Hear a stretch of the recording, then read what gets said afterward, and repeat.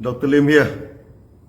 From this week onward, every Friday, we shall talk about Sunya. For the last few years, we started to promote Sunya worldwide. Till now, there are hundreds of thousands of people practicing Sunya. From small children to the old people, all enjoy the practice of Sunya. Before we discuss further, what do you mean by Sunya? Why it is important to us? Sunya is from Sanskrit word sunyata, which means emptiness. Even in some Indian and Malay language, Sunya also means zero.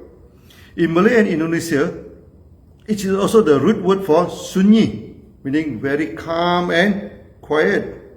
Or senyap means no sound. So it means quiet too. When you practice Sunya, what do you get? The answer is, you get nothing. If you get nothing, then why should we practice Sunya? To make you understand the concept, I always use my handphone, okay, as an illustration. When Steve Jobs wanted to invent a new intelligent smart handphone, he did not want anything on the screen of the handphone. No keypad, no button, there's nothing on the phone. So at the end of the day, because there's nothing on the screen of the phone becomes everything. It is a phone, a text messenger, an audio recorder, also a video recorder. Even now I'm talking to you, I record this using my handphone. Then we can edit the video, we email and transfer the video. The handphone become an integral part of our life thanks to nothing on the screen, making handphone into everything. So when you empty your mind, you actually release the power and potential of your mind. Like an anti-handphone screen, nothing to obstruct the handphone to become a video taker. When your mind is empty, nothing can prevent your mind from releasing its great power, its great potential, making it creative, making it into a peaceful stage and getting rid of your suffering too. Coming back to your handphone. Due to its various great functions, you use it extensively, sometimes it hangs and need to be rebooted and reset. Our mind are much more complicated than a handphone. And every day, we are bombarded with various information, Sometimes the mind hangs. When it hangs, worry sets in. Depression sets in. And the person will act very weirdly, lose his temper quickly, and have bad relationships with people and even with the family members, and become a cracker.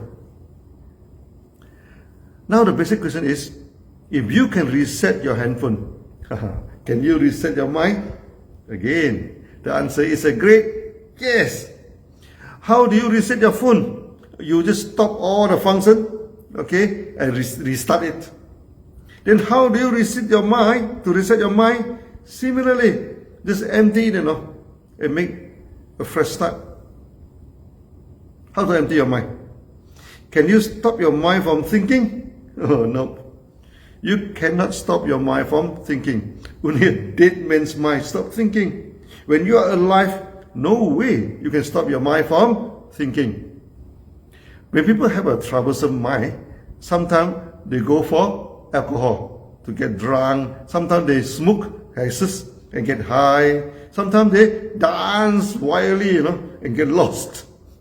Just to empty the mind. Will it help? Nope. It makes your mind worse. After you become sober, all the trouble and suffering come back even stronger.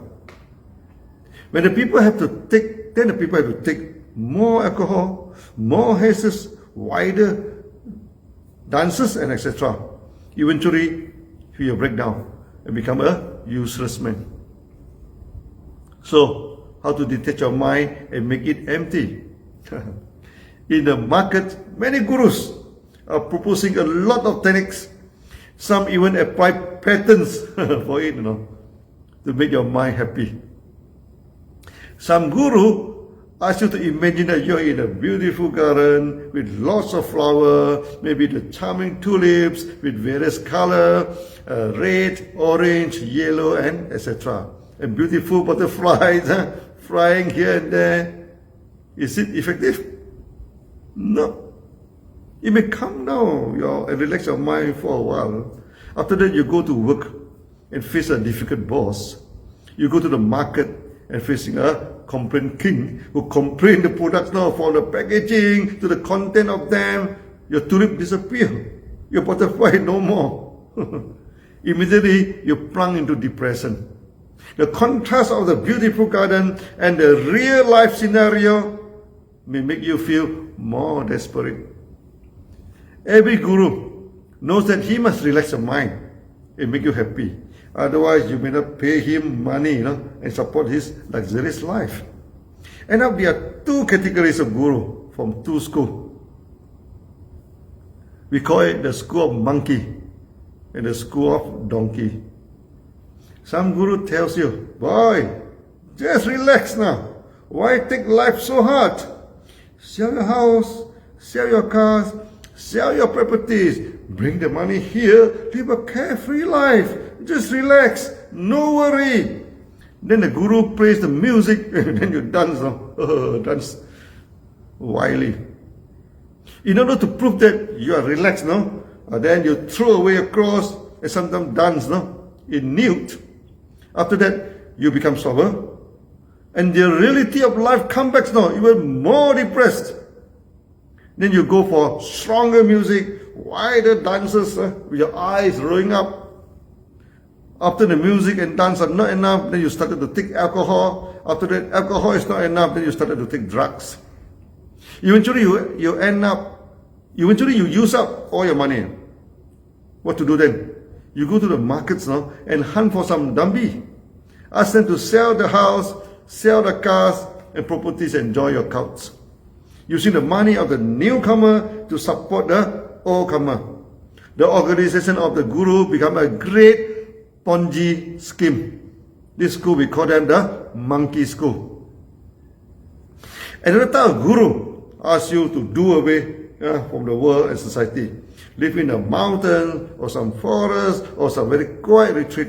Do not talk, do not ask questions, do not greet, and do not say namaste. You should meditate day and night. The world has nothing to do with you. You need not work, need not do any duty. Just escape from the world and do meditations. Eventually, you lost expression on your face now. You talk slowly, walk slowly, and you have no emotions. Okay, you become a walking zombie. This type of school, they do not do their duty, They do not take care of the family. They never care about the society, They are the donkey school. So, when you want to meditate, make sure you are still a good human being. After the practice, do not turn yourself into a monkey or a donkey. For the right practice, we go for a technique called reverse counting, where you count your breathing, started from a great number to smaller numbers until you reach 0. First, you sit comfortably, with your back and neck, maintain a straight position without exerting any effort, The easiest way is to sit on a hard cushion or a yoga block with your leg crossed, then your back will become straight automatically without any exertion. Then you breathe naturally. Remember, Sunya is a mind exercise. No, it's not a breathing exercise. Do not force your breath. Do not pull your breathing. And do not hold your breathing for too long. Do not forcing all the air out of your lung. Just breathe in and out naturally. When you breathe in, there is no counting. When you breathe out, you count once. For example, you started the first breath as 9. When you breathe out, then breathe in again without counting. Then while breathe out, the second time, you count 8 mentally, without making any sounds. You can count in any language you wish now. Not necessarily have to be count in English. Eventually, you count it down to 0. Then you start it all over again. From 9, repeat the counting until 0 again. So on and so forth. Other than 9 to 0, you can count 29 to 0 and finally 99 to 0. First practice 9 to 0. So when you can count without mistake and comfortable with the practice, then you increase to level 2, 29 to 0. So if you do not lose your count, then go for 99 to 0. The normal practice is 99 to 0. That means once you are familiar with reverse counting, you directly practice from 99 to 0. Need not go through the 9 to 0, 29 to 0, only then 99 to 0. Just directly practice from the count. You may wonder, why 3 sets of counting? There is a history in it. In the early days, when I applied genotherapy for promoting health, I also found that many people come with emotional problem. Many are depressed. How do we know if a person is suffering from depression? If so, how serious is the suffering? I test them first by asking them to count from 29 to 0 or 30 to 1. If a patient is suffering from depression, he could not complete the count. Halfway in counting, his mind started to wander and think of some other things and forgot the counts. If he failed in 29 to 0, then we ask him to reverse count from 9 to 0. For those whose mind is seriously disturbed and having severe depression, they can't even complete the count from 9 to 0. So anybody can test their mental state by reverse counting. You do not need anybody to supervise it, and there is no cheating. If your mind is okay, you should be able to count from 99 to 0 without losing your count. If you feel, that means your mind is disturbed. Then you try 29 to 0. If you feel again you are having depression, then test from 9 to 0. If that fails, you are having a serious depression. If you fail in your reverse counting, nothing to worry. Every day, keep practicing the reverse counting. If you can count from 29 to 0 smoothly, then your depression is gone. Eventually, you reverse count from 99 to 0, then your mind becomes normal. When you keep practicing, your mind will become serene and bring in peace that you have never experienced before.